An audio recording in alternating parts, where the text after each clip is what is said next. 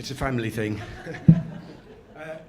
Aidan coming on there was really such a blessing because being in here beforehand and waiting, I drank about 3 or 4 pints of water and I was dying for a piss and I was thinking, well, you can't leave, and then I thought, well, maybe if you go up there and you tell them and you give them a break, but it's such a short set that I thought, well, and then Aidan came on, so off I went. So this is a much better version than he would have got, and it could have been messy. So here we go. Whew.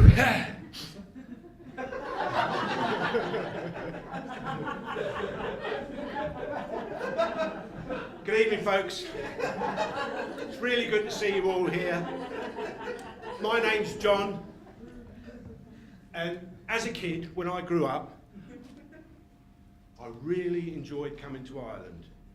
Now, it was fantastic. Down there in Cork, on the farm, where my dad grew up, I can't tell you. And I guess, my favourite person there, well, that would have been my Aunt Julia. But there was nobody like her, She had the biggest heart, and she could bake the best of bread. But she wasn't from around those parts originally. Yeah, I guess she was a foreigner. They brought her in to widen the gene pool. She was from Kerry. Myself, I grew up in London there with an Irish mum, an Irish dad, my sister Mary, my sister Sheila, and my brother Michael.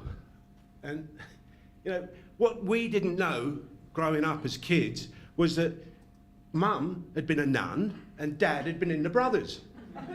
So it was really weird when my 16-year-old Mary at the time goes to the parents, "Bye, I'm off to join the nuns." Well, of course, they went apeshit. No way. You can't go. Well, at least not until you're 18. Which she did, and walked off, following in her mother's footsteps, without even knowing it. And then there was my brother Michael. He was a very sickly boy. And my sister Sheila, well, she just ate too much. And then, you can imagine it. All of that grief going on, the weight of failure and the unexpressed anger. So, being a responsible sort of a kid, I thought I'd better alert the authorities. So I started behaving really, really badly in school. And when that didn't work, I torched a neighbour's car. Age 7. I suppose it was an average upbringing.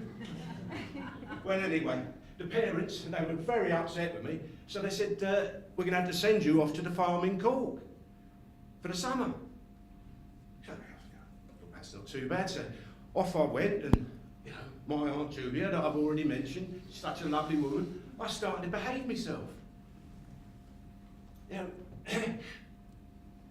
did. I started to behave myself, and if I remember what really made me behave the most, it was seeing that wonderful woman walking across the yard, stop, bend down, pick up a chicken, pull its head off for Sunday lunch. And I think that helped me to behave as well.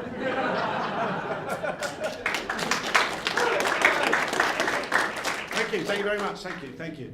And since then, everything's been going really, really well.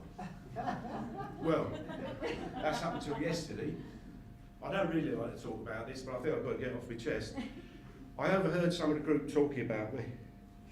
Yeah. See that John? So he should see a therapist. So he's not walking. He couldn't afford one. Didn't he bring a half sandwich for lunch yesterday? Oh, I thought he bought it from England.